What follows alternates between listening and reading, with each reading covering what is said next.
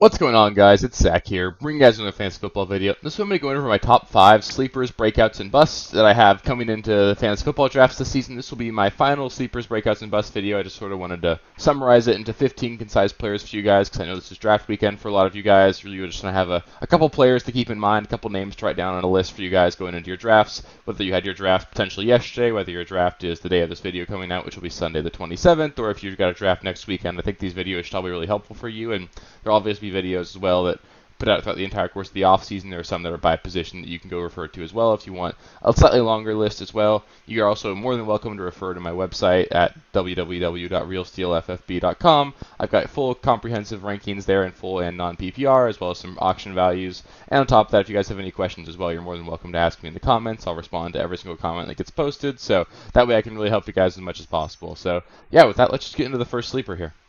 So by far my favorite sleeper in fantasy football drafts this season right now is Zay Flowers. He's currently being drafted 115th overall, 20 spots behind Odell Beckham Jr. That's total just name recognition, a guy that people really just are underrating right now. Flowers has impressed all throughout training camp. He looks to be by far the standout of the wide receiver group this offseason, and I do fully expect him to take over that number one wide receiver role in this offense.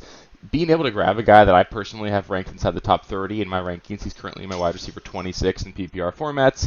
Getting him in the 10th round is just way too good a value. I've been drafting him pretty much everywhere I can possible. On ESPN, his pre-draft value in an auction draft is only $1, so he's effectively free. He's, like I said, a 10th round pick. That's basically free, and he's a guy that I really do think you could start even as early as week 1, and he should really get better and better as the season goes on, and this offense sort of comes into its own as well. So I love Zay Flowers this season. I've got drafting a ton of him, and I really think you guys should be doing it too. So another one of my favorite sleepers this season is going to be Russell Wilson. After having statted everything out, Russ actually stats out to be my quarterback 8 in fantasy football this season, which is obviously very high. He's currently buried, though, in fantasy football drafts right now. He's being drafted as the quarterback 18, 142nd overall in terms of where he's going in snake drafts right now. I frequently am pairing him with a guy like Kirk Cousins, a guy like Tua Tagovailoa, and really just making him my ideal second quarterback. He's a guy that we've seen really put up top-tier fantasy football numbers before, and if he's a guy that really could regain form under Sean Payton, I do think he's got a legitimate shot to put up another top 10 season. He has slimmed down this offseason, and we really did see him run quite a bit more in the limited preseason action that we've seen. I think he's going to offer a lot more rushing floor than people are expecting, and he's still got good pass catchers, especially once everybody heals up in this offense. Sean Payton's going to make this a really competent offense, much better than what we saw last season, and Russ is still a Hall of Fame player. He's going to be really good this season, and I think a lot of people are just sort of writing him off because of one really bad season, and I don't want to do that. I think he's got a legitimate shot to be a top 10 guy this season. The Jerry Jeudy injury is a little bit concerning.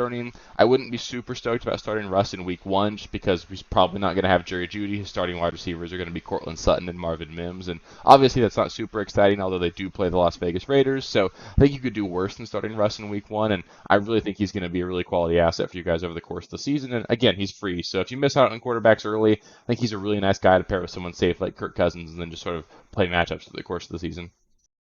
So another one of my favorite sleepers this season is going to be Romeo Dobbs. I think Dobbs has a legitimate shot to be the target leader in Green Bay this season. He's clearly the wide receiver that comes out there in 2 wide receiver sets with Christian Watson. He's been targeted all offseason by Jordan Love quite a bit. And honestly, he's a guy that I do expect to get targets far closer to the line of scrimmage, a guy that's going to be much more of a possession wide receiver for the Packers than what Christian Watson's going to be. I still think Christian Watson is the clear wide receiver that you want to own in Green Bay just because he's a much more explosive player. He'll have those deep bomb shots, but Romeo Dobbs could easily lead this team in targets and receptions. He's going to be a guy that in PPR formats I do think you can pretty confidently start on a weekly basis, and honestly, if Jordan Love is even halfway decent, which I'm not even really expecting him to be, this could be a pretty good offense. The position players are good. They've got a really great offensive line. They've got skill, a lot of talent in the running back room as well. He's going to have touchdown upside as well. We've seen him perform really well in training camp. They're using him near the goal line. He's going to be a guy that I think you can get really late right now. He's being drafted as the wide receiver 60 at pick 170. That basically makes him like a 17th round draft pick right now. That's just way too good for him to be going in. I think he's just a really nice guy to be drafting right now, and a guy that you could really grab that late and then confidently start really whenever you need to. And honestly, upside's even higher than that if Jordan Love performs admirably this season. Another one of my favorite sleepers this season is going to be Kenneth Gainwell. Kenneth Gainwell's performed really well over the course of his career in the limited opportunities he's been given, and I think this might be the year that we see him get the most opportunities to date. He's pretty much got the 2 and 4 minute role in this offense on lockdown just because of how familiar he is with the system and how well he played in the playoffs last year. And a lot of reports are coming out that Rashad Penny could potentially be cut. I'm not expecting Penny to get cut, and I do think there still will be 3 running backs in this backfield, but he's the only running back on this team side of Boston Scott, who's been able to stay healthy for a consistent stretch of his career. Obviously, DeAndre Swift and Rashad Penny are very talented players, but there's a real scenario that exists where both of them go down pretty early in the season with just how frequently they get hurt. And honestly, Kenneth Gainwell scored really well in terms of how many touchdowns he scores per touch. I think he's got a legitimate shot to actually see goal line work in this offense as well. And he's being drafted more than 100 picks after DeAndre Swift, despite reports coming out that it could just be pretty much a three-way timeshare. I think there's a legitimate shot here for him to be the number one running back to own in Philadelphia. And even without that, I think he could be a guy that you could play in a pinch as a flex spot. And if an injury happens to Penny or Swift, he's going to be a guy that you're really going to want to roster and potentially even play on a weekly basis. So I think Gainwell's got a lot of upside. He doesn't really cost you anything, and I think he's a good player as well. So he's a guy I love drafting really late in drafts. He's basically free, and I think he could be a really useful asset for you guys this season. And my last sleeper here, and one that I might be drafting the most of so far this season, is going to be Tyler Algier. I think he's just going to see enough touches to be usable in a pinch if you need him. I think you can consider him one of those quote-unquote flexes with benefits. He's a guy that he's actually going to be involved in this offense. He was really good last season. He had over 1,000 rushing yards, breaking the Falcons' rookie rushing record, and he actually got the start in the one preseason game that Bijan's played in this season. Obviously, I don't expect that to continue. Bijan Robinson is a more talented player. He will obviously be the running back one in Atlanta this season, but I do think it's clear that the Atlanta Falcons like Tyler Algier. They want to run the ball a ton. I think you could see a world where Algier is going to get 10-plus touches a week with Bijan healthy. And if something happened to Bijan, then Algier immediately becomes a top 10 running back. We saw him perform at that level towards the end of last season, and he's currently being drafted as the running back 47 at pick 154. That is just way too low for a guy that you can play if you need to, and a guy that's obviously got league-winning upside if an injury happens ahead of him. So now we're on to the breakouts, and you know I couldn't make a breakout video without talking about Chris Olave. Chris Olave comes into the season having finished 25th in points per game just last season as a rookie with Andy Dalton at quarterback. He received a significant quarterback upgrade last season, going from Andy Dalton to Derek Carr, and Derek Carr showed a real desire to push the ball downfield last season, giving Devontae Adams his honestly best season to date in terms of success down the field, and that's an area where Chris Olave excels. He was 4th in deep targets last season. He's a guy that's a real burner. He can get behind the defense really well, and he's just an elite route runner, a guy that's going to have a lot of explosive plays this season with Derek Carr. All of the reports out of training camp already are saying that Olave looks like an absolute superstar. There's no concern for me about Michael Thomas stealing touches from him. Chris Olave is going to be what this offense runs through. I think you could see him with a target share in the high 20s. He might even flirt with a 30% target share, given how much Derek Carr just loves peppering his favorite targets. And I think this offense could be more pass-heavy than what we're expecting as well. Derek Carr is a good quarterback. They've looked really good so far in the preseason, and Olave is just that dude. He's going to be a guy that I really think could be a first-round pick come next season, and I currently have him ranked by wide receiver 7 right now, a guy that I'm legitimately expecting to finish inside the top 10 of the position, and he's being drafted as the wide receiver 12 off boards right now. So he's going to be a stud this season. I want as much of Olave as I can. I'd be really happy drafting him anywhere, really, this season. So my next breakout is going to be Dallas Goedert here. I think this is the season we finally see Dallas Goedert put up like a respectable touchdown number. That's been the main knock on him so far throughout the course of his career, is that even though he's been super efficient and a guy that really does get quite a bit of volume and a guy that averages like 13, 14 yards per catch on his career, he just hasn't really found the end zone very often, and I think that's more of a fluke rather than an indication of how talented of a player he is and how useful he can be in that area. The target tree is extremely condensed in Philadelphia right now as well. You could even make an argument that Dallas Goedert's just the 1C in the offense. I don't think there's really a clear hierarchy here. All three of these guys could easily see north of 20% target shares, and the loss of Miles Sanders is probably going to necessitate that the Eagles do want to throw the ball a little bit more near the goal line. Neither one of Swift, Penny, or Gainwell really profile as an elite goal line back the way Miles Sanders can be, and Jalen Hurts just got locked up in a big contract. I think we might want to see a world where the Eagles sort of tone back that rushing use a little bit, just try to keep him healthy. They obviously invested in him for the future, and they're probably going to want to tone back the rushing just a little bit so that he can stay healthy. That should open up more red zone opportunities for the pass catchers in this offense, and all the reports out of training camp are that Dallas Goedert's going to be a guy that they do want to utilize in that area. I think Dallas Goedert's going to easily break 1,000 receiving yards if he can stay healthy this season, and if he could even get 7 touchdowns, that'd be a career high for him. I currently have him ranked by tight end 3 ahead of guys like T.J. Hawkinson, Darren Waller, Kyle Pitts, George Kittle, and he's going much after all of those guys. So Dallas Goedert tends to be the guy that I'm looking to draft in drafts this season if I miss on Kelsey and Andrews, and if I miss on Goedert, I'm pretty much waiting everywhere else. So I think Goedert's got a really great shot to be a top 3 guy this season. I think you can pretty reasonably expect a career year from him, and I'm really excited about rostering him this season.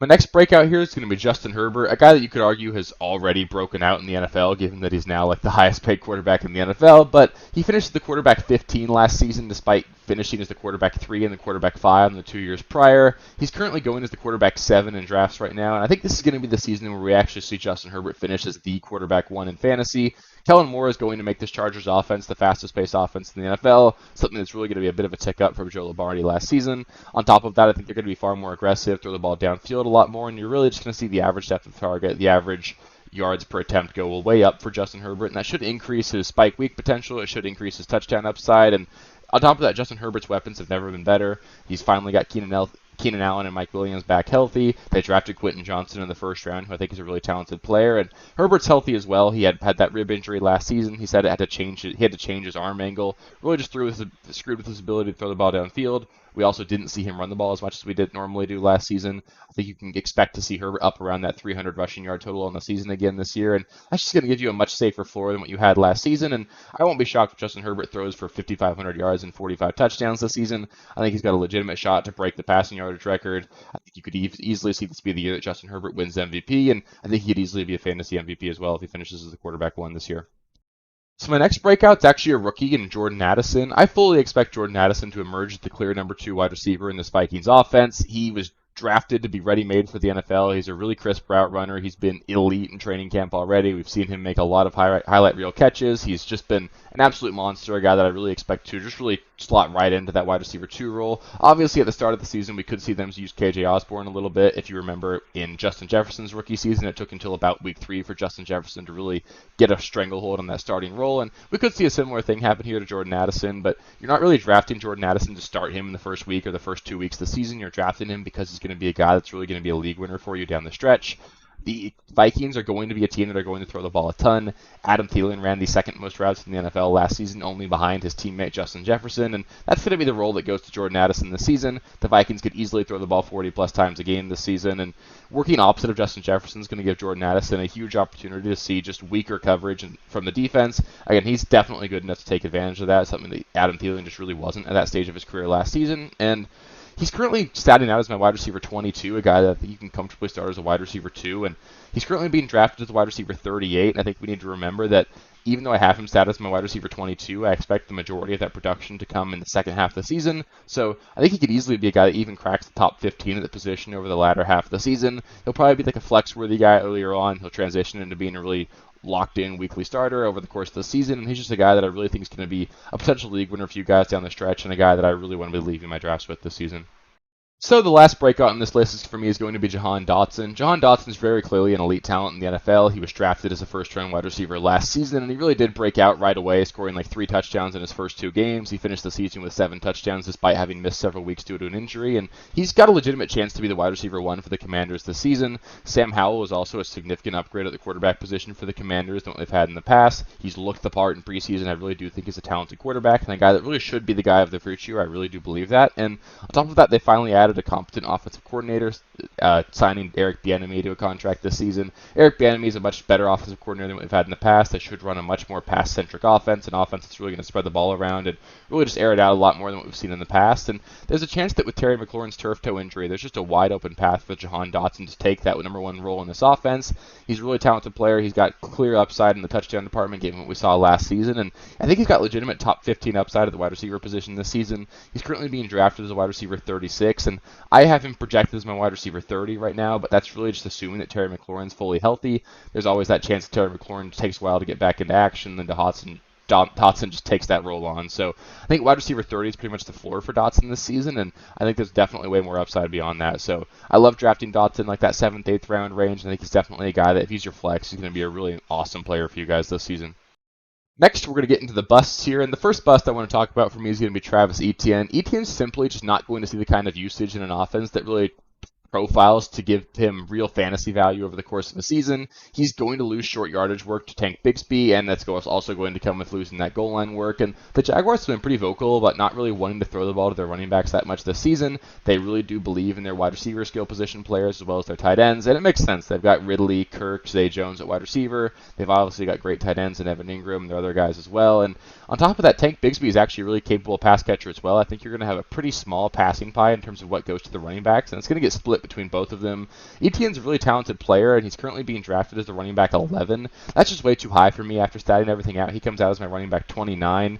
Immediately after Etienne in drafts go guys like Ramondre, Mixon, Gibbs, Aaron Jones, all guys that I have far ahead of Etienne as well. So that's just to give you sort of a gauge in terms of what players you're passing on to take Travis Etienne. And I think that Etienne potentially could still be that running back 11. He would just need several 50, 60-yard touchdowns over the course of the season, and he is a home run hitter like that. He could have a couple of those this season, but I don't think it's going to be a very reliable source of production. He's going to be a really frustrating guy to roster because he's kind of just going to be a touchdown-dependent guy, a home run-dependent guy on an offense that really is just going to want to throw the ball. They're not going to run the ball a ton this season, and when they do, I think it's going to be a pretty even split between Etienne and Bigsby. So I'd much rather take the value of Bigsby in like the 11th, 12th round than I would be taking Etienne in the 3rd, and I just don't really see a world where Etienne returns value out of his draft capital right now.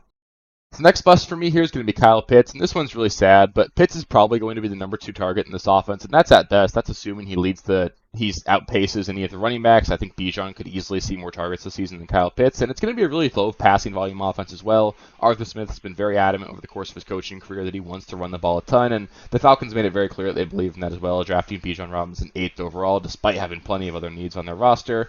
It's going to be a really frustrating experience to roster Kyle Pitts again this season. I just don't really see any reason to be more optimistic than what they had last season. Obviously, there is the quarterback change going from Marcus Mariota to Desmond Ridder, but I don't know if that's a very significant upgrade. It's really just too early to tell there, but there's also certainly a chance that Mariota was better than Ridder. Obviously, Ridder is an unknown commodity in the NFL. There are plenty of quarterbacks out there worse than Mariota, and I think it's very possible that we see something worse than what we saw last season in that department. Drake London also is pretty clearly the alpha talent in this offense. He's going to be the target leader between the pass catchers here, and Pitts is coming off of a season-ending injury. He hasn't quite looked like himself so far in training camp as well, and the Falcons added Bijan Robinson, making it very clear that they want to be run-heavy, even more so probably than they were last season, and they also traded for Jonnu Smith this offseason as well. I don't think that's necessarily a huge deal, but Jonnu Smith was playing under Arthur Smith in Tennessee a few years back. He had a really successful year there as well, and we've seen some usage issues or concerns so far in preseason. In 17 Desmond Ridder snaps in their last preseason game, we saw Jonnu Smith play in 8 of them, and Kyle Pitts play on 9 of them. So it kind of looks like we could see a scenario where it's a bit of a split there. I don't think we really want to worry about the Kyle Pitts usage, but it's just one extra thing we could throw some concern on. After having projected everything out with just how low volume this offense is going to be, how run heavy they're going to be, and how much I think they're going to utilize Drake London. Kyle Pitts came out as my tight end 18, despite being drafted as a tight end 6. Obviously, I would take him ahead of the tight end 18, but that's what my projections have him coming out to be, and I think that's probably what you should expect. He really wasn't any better than that last season. I think you could make an argument that this season could be even worse. And obviously the talent's there. I do believe that Kyle Pitts is going to have a really great career in the NFL. I think it's just still too early for him. We need to wait for him to be in a better offense, get a better quarterback situation. And I just don't want to be a guy that's spending a middle round pick on Kyle Pitts this season and feel like I'm forced to play him every single week, even though he's been a bust last season. And even the first year, his rookie year, we had over 1,000 receiving yards as a tight end. He was still the tight end 11 because he only scored like 1 touchdown. So he has yet to put up a really quality fantasy season, and I don't see any reason to believe that this is going to be the season that happens. Next up for me is going to be DJ Moore, and there's just too much evidence to suggest that wide receivers can't really overcome being in that low of a passing volume offense. A lot of the same negatives apply to DJ Moore as what apply to Kyle Pitts, and this projects to be the least pass-heavy offense that DJ Moore has been a part of. The Panthers threw the ball like 34 times per game last season, and the Bears threw it 22 times per game last season. Even if we see an uptick in that regard, I think it's still going to be a long way to go before they see that anywhere near the 30s in terms of pass attempts per game this season. He's never finished in his career better than the wide receiver 23, and now he's being drafted as the wide receiver 21, and what honestly might be one of the worst passing offenses he's been a part of so far. After having statted him out all the way, he came out as my wide receiver 50 this season, which is obviously probably a little bit too low. He's probably going to finish ahead of that because he'll have a couple of spike plays, a couple of boom weeks, just because he could take a screen pass to the house like he did in this preseason game, but the volume's not going to be there for him to be a reliable weekly option. He's going to be another really frustrating player to roster, and a guy that you're probably going to start when he gets 2 points and then bench when he catches that screen pass and goes for 60 yards and a touchdown. So I don't really want to deal with that headache, especially with his draft cost. He's being drafted in like the 5th, 6th round right now, and that's just way too early for me on a guy that I just don't see being a reliable asset in my fantasy lineups this season. Next up, we've got the only quarterback on this list, and that's going to be Dak Prescott. Dak Prescott's going from Kellen Moore at offensive coordinator, who consistently runs a top 5 pace of play offense, to Brian Schottenheimer, who consistently wants to run a run-heavy, slow-paced offense and just sort of let the defense win games. And that's what it makes sense for the Cowboys to really play play football that way. They've got a top-tier defense. You could argue they've got the best defense in the NFL. They've got a really good running game behind Tony Pollard and that quality offensive line. And we just saw Dak Prescott arguably cost them a season with how many turnovers he threw last season. He led the NFL in interceptions last year despite missing 5 games. And I think it's just going to be a season where we see them throw the ball a lot less. There's going to be significantly less passing volume in this offense. And Dak Prescott doesn't offer the same rushing upside that he's offered in the past. Since that ankle injury, he just really hasn't been much of a mobile quarterback. And if you're not rushing the ball very much and you're not in a super high passing volume offense, it's just going to be really hard to really be a high-end fantasy producer.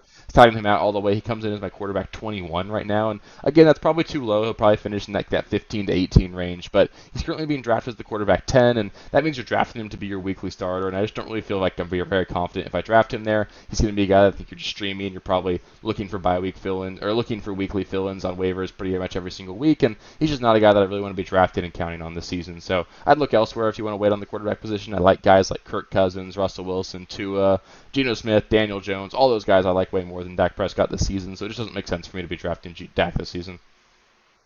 And the last bust I'll have on this list is going to be Naji Harris. The Steelers' passing offense has looked prolific so far this offseason, and you might think initially that's great, this offense looks good, but I think that's actually a bit of a negative for Naji Harris because Jaylen Warren does profile as the more productive pass catcher in this offense. He's a much more explosive athlete, a much better pass catcher, can do a lot more with the ball in open space, and that means you're going to see a lot more of Jaylen Warren on the field than what we saw last season. And I worry that Jaylen Warren is going to take all of that pass catching work from Naji Harris, and it's going to make Naji just an inefficient touchdown dependent running back on a mediocre offense. I think they could be a fringe top 15 offense, but really no better. And that means you're really just to need him to get lucky and score 12 touchdowns this season if you want him to pay off at his ADP. And having statted him out, he comes out as my running back 17. That feels about right. I think you're going to be drafting pretty much like a mid to low end running back 2 when you draft Naji this season. And you're drafting him at the running back 10 spot. You're drafting him to be your running back 1. And I don't really see a world where he finishes a top 5 guy. He doesn't really have that upside at all. And there's certainly a world that does exist where Jaylen Warren just takes the starting role and he's a better player, and then you've got a real bust on your hands. So I think you're probably getting the low-end running back 2 with Naji, which is still way lower than where you're drafting him. And obviously the floor is a lot lower than that. And what could be,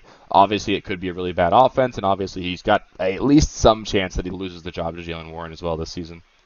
So that'll do it for my final sleepers, breakouts, and bust video this season. If you disagreed with any of the players I mentioned, feel free to let me know in the comments. If you've got any other sleepers, breakouts, or busts that you want to bring up, feel free to let me know in the comments as well. I'd love interacting with you guys, seeing what you guys have to say, and really helpful sort of bouncing ideas around there. If this is your first time on the channel, I want to thank you so much for stopping by. I really appreciate you stopping and taking a look at the video. If you did like the video and you want more content like this, please do, first off, give the video a thumbs up, and then subscribe to the channel as well. You can click the notification bell so you get notifications when more videos come out. I'll be putting out a video a day every single day throughout the course of the rest of the off season, and there will be several videos a week over the course of the regular season as well. So I'll be here all year doing my best to help you guys win your leagues, and hope we can stick together and make that happen. So up next, I'll be doing my final preseason recap, where I'll recap all of the games that happened this weekend, and then give you guys what mattered from a fantasy standpoint and what didn't, and then really hopefully get you guys as poised as possible for your drafts if you have them coming up this following weekend. So we're in the heart of draft season right now. It's a lot of fun. We got football in 2 weeks from today, and we're going to have a full Sunday of games, and it's going to be super exciting. So super excited for football start, and really appreciate you taking the time to watch the video. So thanks for watching, and I'll catch you next time. Thank you guys for watching. If you haven't already, please be sure to subscribe to the channel, like the video, check out these other videos here if you haven't. If you want more content, please feel free to follow me on Twitter at RealSteelFFB. I'll be more active on there as the season goes on. Thanks. Catch you later.